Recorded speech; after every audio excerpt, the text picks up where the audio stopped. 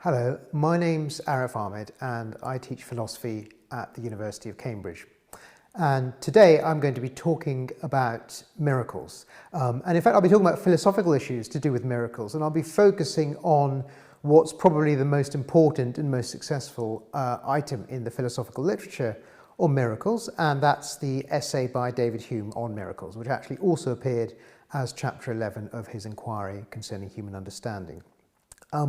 In this lecture, I'll be focusing on questions to do with what we mean by a miracle, and I'll say a little bit about what Hume meant and what other people meant, and then I'll talk about some examples of that and how that connects with the religious questions that Hume and others have always been interested in, ever since people started talking about miracles. So what do we mean by a miracle? Now here I should probably start by making a general philosophical point, which is that in philosophy it's often very easy to get bogged down in pointless semantic disputes. So you can have a dispute, oh, is this really causation, or is that really what we mean by God, or is this really what we mean by a person? But a lot of the time these disputes I think are pointless, because as long as you keep track of different things that people can mean or have been meant at different times, and as long as you're consistent about it, I think you can have a productive discussion.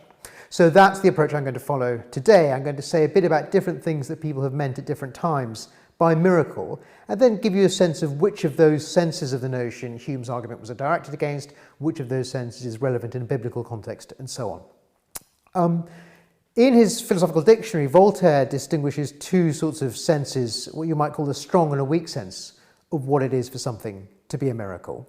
In the weak sense, a miracle is just something admirable. So if you think about, for instance, the galaxy and all the stars in it, or the arrangements of the planets, or if you think about some beautiful building or beautiful symphony, you could in a loose sense say that there was something miraculous about those things. So that's a very weak and relatively uninteresting sense in which we can use the word miracle. The stronger sense, which was certainly closer to what Hume had in mind, was that a miracle is a violation of a law of nature. Now, of course, this raises questions about what counts as a law of nature, and Hume himself had a lot to say about that, though this isn't the place where I'll be discussing that at great length. But roughly speaking, we can say what a law of nature is by thinking about examples. So we have examples, we know examples like Newton's laws of nature, which are not quite right, but sort of right, and then we think about the laws of quantum mechanics, those laws of physics, which are probably the best laws that we have. Then we have the laws of biology, laws of natural selection, perhaps even laws of social science. And when we talk about miracles, I think in the strong sense, we're getting closer to something like a violation of laws of physical science. So that if you look at examples of miracles, you'll see what I mean. If, to take a more fanciful example, my head just suddenly turned into a lion's head and I started roaring, that would be a miracle in the sense that it was violating probably some law of biology, laws of physics, and so on. Other examples from the Bible include, for instance, people walking on water, people coming back from the dead, and so on. So those are examples where it seems that pretty clearly anything we would count as a law of nature has been violated. So that's the second sense of a miracle that has been current.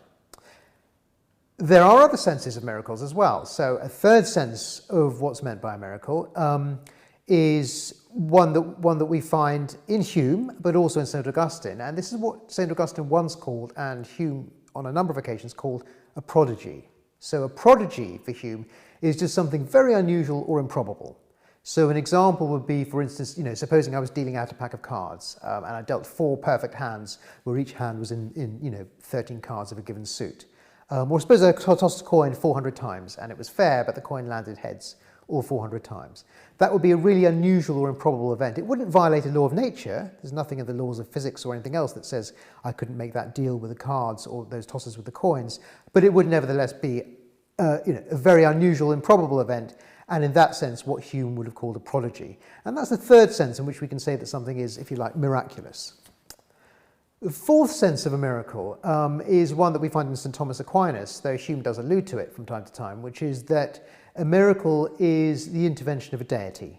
Now, a miracle in that sense, that is something which is the direct action of God or intervention of God in the course of events, needn't be a violation of a law of nature. So St. Thomas Aquinas gives an example, for instance, when he says, I think, a man who's sick might become well through divine intervention, even though he would have got well anyway, perhaps in a longer period of time if nature had been left to take its course.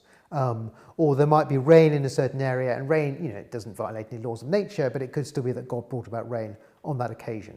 So a miracle in that sort of intervention sense isn't something that would necessarily violate the laws of nature, although it seems that, according to Thomas, the most interesting and serious and revelatory miracles were ones that also violated miracles. For instance, if the sun were to stand still, or stand still in its course in the sky, as it seems to us, or to travel in a different direction. So those are four different senses of miracle. Just to reiterate what they are, there's Voltaire's weak sense, which is just something admirable. There's Voltaire's strong sense, which is a violation of the laws of nature. There's Hume's prodigies, which are things which are very unusual or improbable. And then there's St. Thomas's miracles, which were divine interventions into the course of nature. So when we ask, are miracles possible? Or how can we possibly know that miracles have happened? Or why do miracles matter? We need to be clear which of those four senses we have in mind. And probably the one that people most often talk about is the second one, violations of laws of nature. Having said that, it's important to bear in mind that for Hume's argument, or at least as I'm presenting it, Hume's argument is perhaps best understood as being directed against the third sense of miracle, the sense of prodigy. So in fact, it seems that Hume's argument, as we'll see, can tell us something, and in fact, I think when properly understood, it's spectacularly successful. It tells us something interesting and not obvious about prodigies in the sense of events that are very unusual or unlikely, even if they're not violations of laws of nature. Now, when we look at actual examples of laws of nature, of miracles in the Bible or elsewhere, so the sorts of examples that have been important for people when we think about religion, we'll see that actually they fall under a number of these different definitions. So for those purposes, it doesn't necessarily matter too much which definition we pick upon.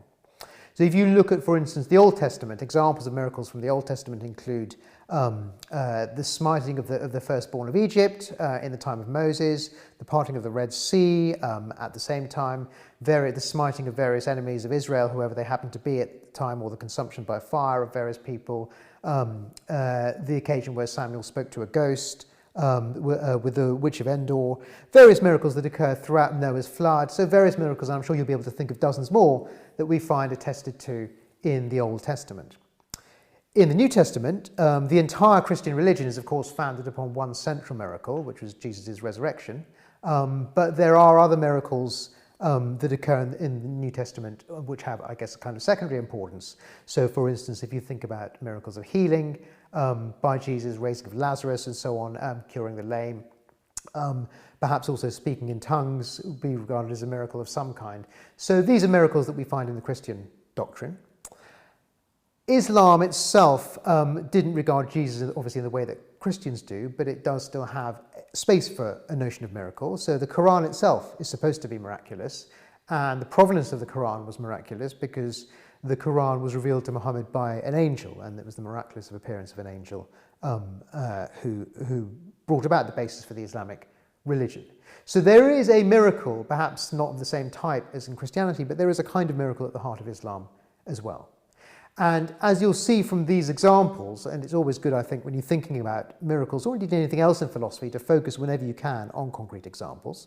When you think about these examples, you'll see that many of them actually fall under a number of these definitions. So if we take, the one that probably was foremost in Hume's mind, which is the resurrection, the central miracle of Christianity, that would count as a violation of laws of nature. It would count as something admirable. It would count as something that was, very unusual or improbable, and it would also count as, you would think, divine intervention into the course of nature. So in all of those senses, it's a miracle. Having said that, the argument that I'm going to discuss, Hume's argument, will be focused more on the prodigy sense, so it will be focused more on the sense of miracles as events that are highly improbable, though of course it will also be relevant to talk a bit about events that are violations of laws of nature. Before closing this section, I'm just going to say a little bit about what Hume's argument is going to be and what it shows. So Hume's argument is not that miracles in any of these senses are impossible. Hume does not argue that there could never be a violation of the laws of nature, there could never be an unusual event, anything admirable or divine intervention. Hume's argument is rather what you might call an epistemological rather than a metaphysical argument. So he's arguing that the sorts of sources of knowledge that we have of miracles, by their very nature, cannot give us knowledge that miracles occurred. Indeed, by their very nature, they make it sensible not to believe them. And that's going to be, it's very important to keep that in mind when we try to understand the focus of Hume's argument. So, as I said, I think it's a spectacular argument. It's the most important contribution to the literature, and amazingly, for such an enormous contribution to the subject, it's really simple and can be stated very straightforwardly. So in the next lecture, I shall give you a basic outline of what Hume's argument is.